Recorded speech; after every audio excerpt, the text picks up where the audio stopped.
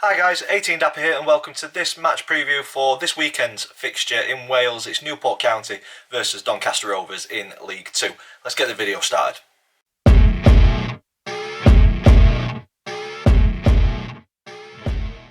So guys, welcome to this match preview. If you're an existing subscriber, thank you so much for sticking with the channel and supporting the channel. It's greatly appreciated. We're on the road to 3,000 subs, so if you haven't already, please consider clicking that subscribe button so you don't miss any future content. If you're new to the channel, this is the format that we go through match previews in. We look at previous meetings between the two clubs, current form across all competitions, player profile. I choose a Donny Rovers player to say a few words about. I also choose my opinion on the one to watch for Newport County, but you know your club much better than what I do, so please, if there's somebody else who we should be watching out for tomorrow, in the comments down below, let us know. And then we finish the video off with three predictions. The predicted team lineup thanks to FanHub. We do the predictions league table that me and the family have got running at the minute, and then the all important score prediction at the very end. So without further ado, let's get into this one. Previous meetings, Rovers and Newport have only faced off a total of 44 times in our history. Rovers coming out on top on 15 of those occasions. We've shared the spoils on 11, and Newport just have the edge on this one with 18 wins out of the 44. And then we drill into the more recent 5, and in all honesty, it's not that recent. We have to go back before I was born to the 85-86 season in Division 3. The last game where we faced each other in that season was a 1-1 draw at Bellevue. And then we go to the 86-87 season in Division 3, and Newport did the double over Donny with a 3-2 win at their place and a 1-0 win at Bellevue. And then we jump forward to the 2016-17 season in League 2, and it was slightly better faring for the Rovers with a 2-0 home win and then a 0-0 draw away from home. So it's not been positive against Newport, especially away from home, a defeat and a draw in the last 5, but it's difficult to judge with such a big time gap between the games. So let's hope we get something similar to the League 2 fixtures in the 16-17 season. A win or a draw would be very nice in this one. Current form though does tell a slightly different story. Looking at Donny, 2 wins in our last 5 and 3 defeats. We're coming into this one on the back of 2 straight defeats. Newport on the other hand, it's the same form coming into this, but slightly different order. 3 defeats and 2 wins. So for the Rovers, another poor performance followed up a poor performance against Colchester in Rovers last outing a couple of weeks ago, falling to a 2-0 defeat against Walsall at home. Only 3 shots on target, according to BBC. I don't remember 2 of them. I think we only had 1 shot on target, and we had no shots on target at Colchester. So having the majority of possession, which we had Friday night against Walsall, means very, very little. All it does for me is puts our defence under pressure. It puts the midfield under pressure, especially the players who don't quite have the ability to play with the ball at the feet. And with very little to cut Walsall open at Friday night, they had a very easy game, in all fairness, and deserved the 2-0 victory. Investment definitely needed in January if we're to stand any chance of achieving what the board set out at the start of the season, and that was promotion. Do I think promotion was a realistic target this season? Honestly, probably not. Playoffs at a push, but after the 18 months that we've had, very, very poor, I didn't consider promotion as a realistic target. But the board have consistently said promotion is the target, even changing from McSheffrey to Schofield. That is still the aim. So they'll fall on that sword, unfortunately, if we don't achieve that this season. So big changes needed in form, in confidence, you name it. Investment, I think, is needed in January for us to stand a chance. But we're not in January yet. We're still in December. So hopefully that form and confidence can come before the new year. Moving on to Newport. Newport are looking to build on a good result at Crewe last time out, and that'll help them pull further away from the bottom 2. And a win against Donny tomorrow will make it 3 league wins on the bounce. So their form is a little bit misleading with the 2 defeats sandwiched between the 2 wins. Like I say, a win tomorrow, and that's 3 league wins on the bounce. Newport have fallen out of each cup competition recently. They're the defeats that we can see on screen, and they were to Leicester, MK Dons and Derby in the Carabao Cup. Papa John's Trophy and FA Cup respectively. So focus purely on League Two for Newport now, just like Donny's. I fully suspect Omar Bogle will have an absolute worldie of a game in this one.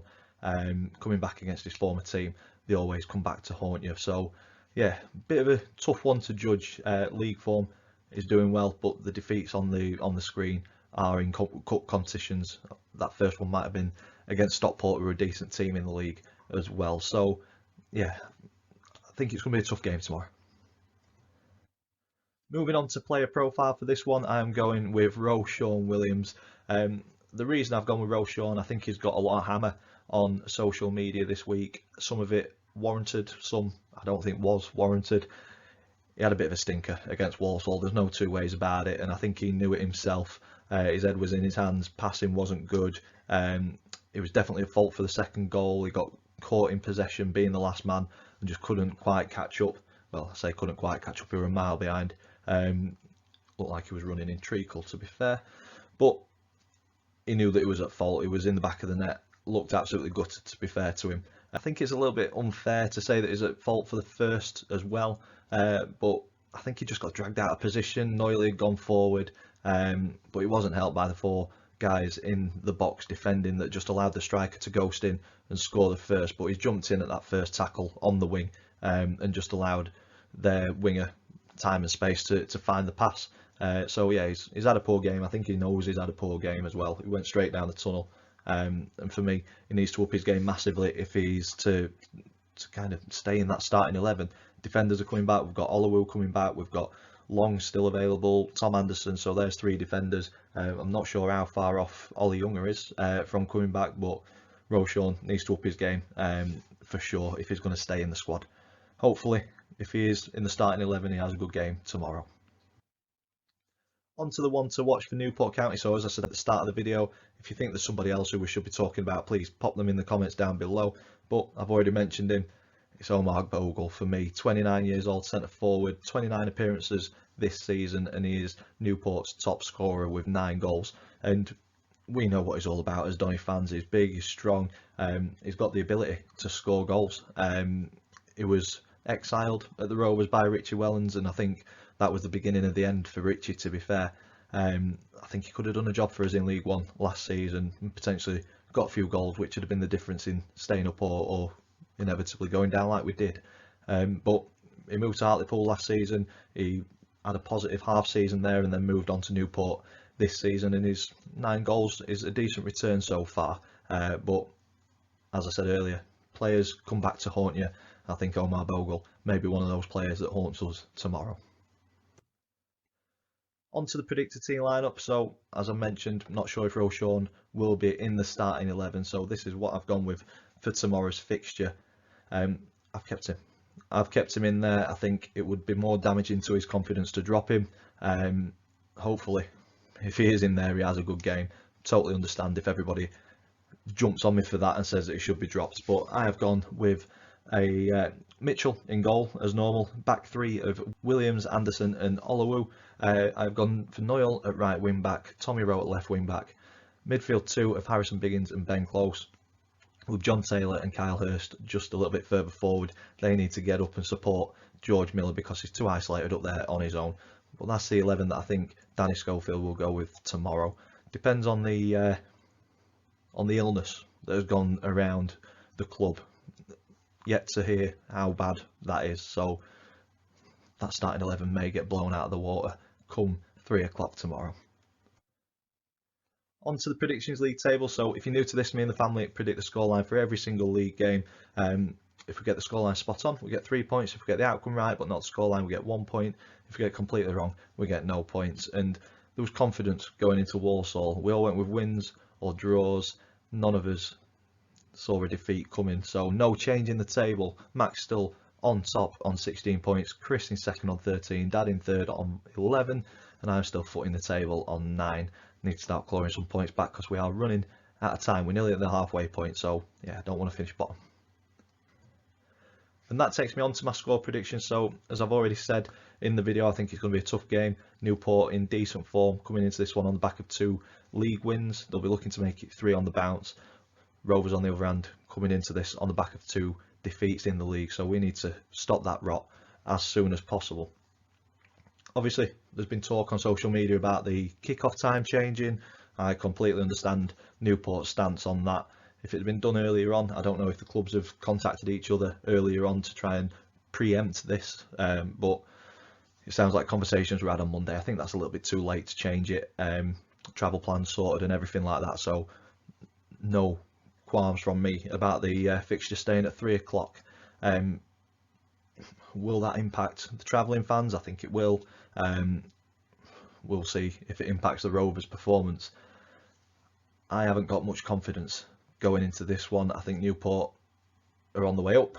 We're struggling a little bit, so because of that, the home advantage, I'm going with another 2-0 defeat. It's one where I hope I'm wrong, but yeah, like I say, lacking in confidence at the minute, both on the pitch and in the fan base. Hope I'm wrong and that confidence starts to build, especially with Harrogate coming up next week, Tranmere over the Christmas period, and Rochdale as well. Tough fixtures, winnable fixtures, but we've got to be there and fighting for every single point, and that includes this game, but I just don't think it's going to happen for me. I'll always predict with my head and not my heart, so 2-0 to Newport in this one. And that's where I'm going to leave it. If you've enjoyed it, please stick a big thumbs up for us, please. Comments in the section down below. Subscribe if you haven't already. And as always, thank you for watching, and I will see you in the next one.